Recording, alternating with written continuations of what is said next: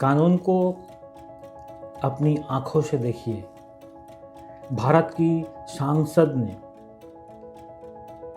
देश के करोड़ों हॉकर्स और फुटपाथ पर व्यापार करने वाले लोगों की सुरक्षा के लिए जो कानून बनाया है, क्या ज़मीनी स्तर पर हमारा प्रशासन वास्तव में उसका पालन कर रहा है, या फिर कानून की परवाह किए बिना सिर्फ अपनी ताकत का प्रदर्शन कर रहा है। जब भी कोई म्युनिसिपल कॉरपोरेशन या पुलिस आपकी दुकान तोड़ने आते हैं, क्या आपने कभी पूरे आत्मविश्वास के साथ उन्हें ये कानून दिखाया है? अगर नहीं तो आज देखिए। आज मैं आपको ऐसा कानूनी हथियार देने जा रहा हूं जिसके सामने किसी भी अवैध एविक्शन ड्राइव को रुकना ही पड़ेगा। अगर नहीं रुका तो नैतिक आधार पर आप सभी को आवाज उठाना पड़ेगा। यह आपका अधिकार है। कॉन्स्टिट्यूशन आपको अधिकार दिया है। मेरे हॉकर्स भाइयों और फुटपाथ पर मेहनत करके अपना जीवन चलाने वाले साथियों, आज मैं आपके मन से एक बहुत बड़ा डर दूर करने आया हूं। उन डर का नाम है भय।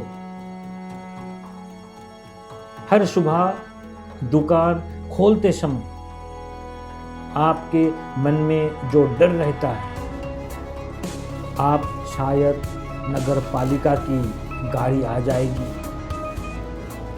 आप शायद पुलिस लाठी लेकर आ जाएगी। आज से उस डर को छोड़ दीजिए, क्योंकि आप कोई चोर या अपराधी नहीं है। आप मेहनत और ईमानदारी से अपनी रोजी रोटी कमाते हैं। और सबसे बड़ी बात यह है कि आज इस देश का कानून आपके साथ खड़ा है। ये हकीकत। स्ट्रीट वेंडर एक्ट 2014 कोई साधारण कानून नहीं है। ये शोषण और मनमानी एविक्शन के खिलाफ भारत की सांसद द्वारा दिया गया आपका सबसे बड़ा कानूनी सुरक्षा कवच है। समझने की कोशिश कीजिए। अब इस कानून के सबसे महत्वपूर्ण धारा की अच्छी तरह याद रखिए। स्ट्रीट वेंडर एक्ट 2014 की सेक्शन 3 क्लोज 3 क्या कहती है जानते हैं? इस कानून में साफ लिखा है कि जब तक आपके क्षेत्र की लोकल अथॉरिटी या म्युनिसिपैलिटी एक टाउन वेंडिंग कमेटी का गठन नहीं करती, टीवीसी का गठन नहीं करती, तब तक वो समिति पूरे क्षेत्र के सभी हॉकर्स का विस्तृत सर्वे पूरा नहीं कर लेती। और जब तक प्रत्येक योग्य हॉकर को एक वैध सर्टिफिकेट ऑफ वेंडिंग COV जारी नहीं किया जाता, तब तक किसी भी हॉकर्स को उनकी जगह से 1 इंच भी हटाया या विस्थापित नहीं किया जा सकता। इस बात को याद रखें, मन में रखिए। ये कोई अनुरोध नहीं है, ये सांसद द्वारा बनाया गया एक स्पष्ट कानूनी प्रतिबंध है।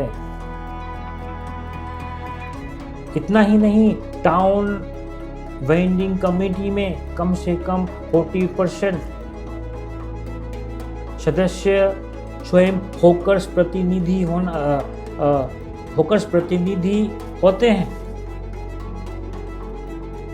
यानी आपके भविष्य का फैसला किसी एयर कंडीशन कमरे में बैठा अधिकारी अकेले नहीं करेगा। उस निर्णय में आपकी भी बराबर की भागीदारी होगी। तो आज मैं